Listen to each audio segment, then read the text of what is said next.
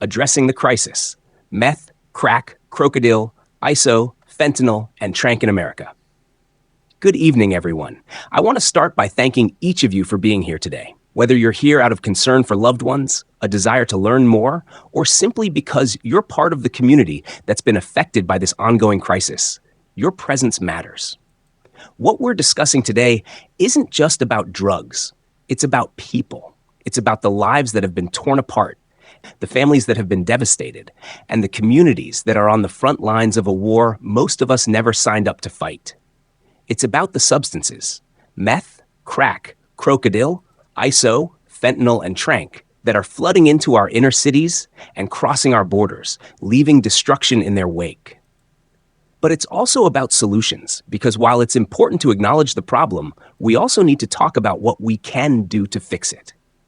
And make no mistake, fixing it is possible, but it's going to take all of us. The drugs, what we're dealing with. Let's break it down. Methamphetamine, or meth, has been around for a long time, but the meth on the streets today is not the same drug it was decades ago. It's more potent, more addictive, and more dangerous than ever. It's cheap, it's everywhere, and it's destroying lives. Crack cocaine, which many of us associate with the crack epidemic of the 1980s and 1990s, never really went away. It just went underground, and now it's coming back with a vengeance. It's a fast, brutal addiction that takes hold quickly and doesn't let go. Then we have crocodile, a horrifying drug that started in Russia but is making its way into the US. Crocodile literally rots the flesh of its users. People who use it end up with open sores, infections, and gangrene. It's known as the zombie drug for a reason, and yet desperate people still turn to it. ISO and trank are even newer threats. ISO, short for isotoniazine, is a synthetic opioid that's several times more potent than fentanyl. Yes, you heard that right. Fentanyl was already lethal at the microgram level, and ISO makes that look tame.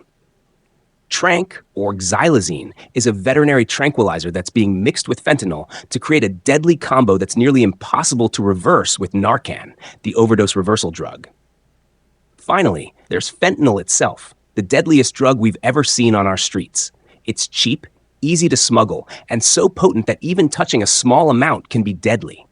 Dealers are mixing it with other drugs like heroin, meth, and cocaine, often without the user knowing, leading to a surge in overdoses. How did we get here? How did we get here? This crisis didn't start overnight. It's been brewing for decades, but there are a few key factors that have made it explode in recent years. First, we can't ignore the role of the opioid epidemic. For years, pharmaceutical companies pushed highly addictive painkillers like OxyContin, which led to a wave of addiction across the country. When the government finally cracked down on prescription opioids, many people turned to the streets to get their fix, and that's when heroin and fentanyl started taking over. At the same time, we have to look at the economic and social conditions in our inner cities. Decades of disinvestment, poverty, and a lack of opportunity have created the perfect breeding ground for drug abuse.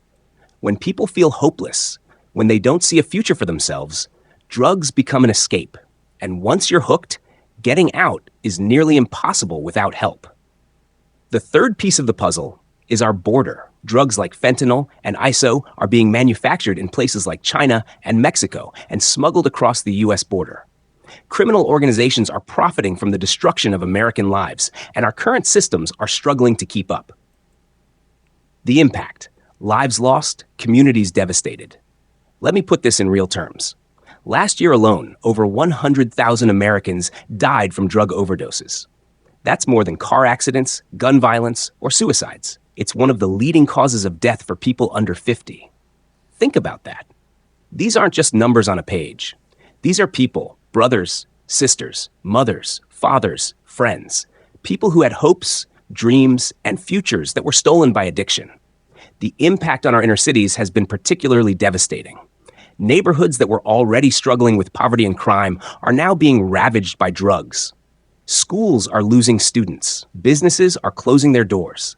Families are being torn apart. And it's not just the people who use the drugs who are affected. When drugs flood a community, everyone suffers. Crime goes up, violence increases, and the social fabric that holds communities together begins to unravel.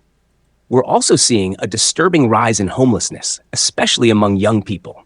Many of them end up on the streets because of addiction. Once they're out there, it's incredibly difficult to get them back. The cycle of addiction, poverty, and homelessness is brutal and unforgiving. The solution: what can we do? Now, I know all of this sounds overwhelming, but there is hope. There are solutions. And while they won't be easy or quick, they are achievable if we work together. Here are some of the steps we can take to turn the tide. 1. Better border security. We need to stop these drugs before they enter our country. That means improving border security, but it also means working with other countries, particularly Mexico and China, to crack down on the production and trafficking of drugs like fentanyl and ISO. This isn't just an American problem.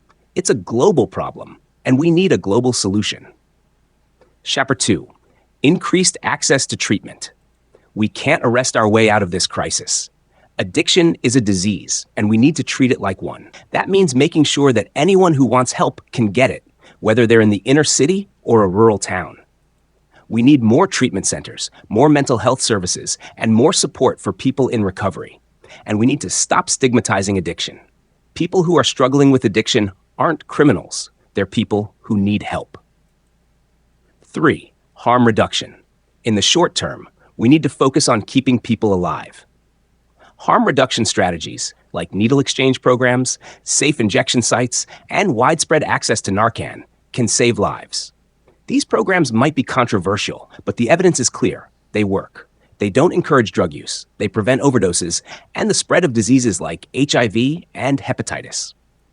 Chapter 4. Economic and social investment.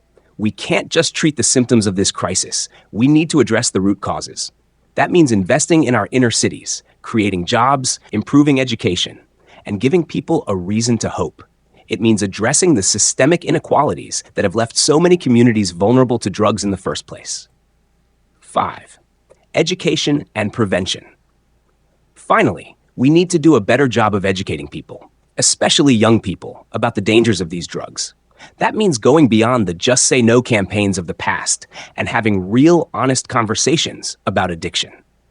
We need to talk about mental health, about coping with stress and trauma, and about how to support one another.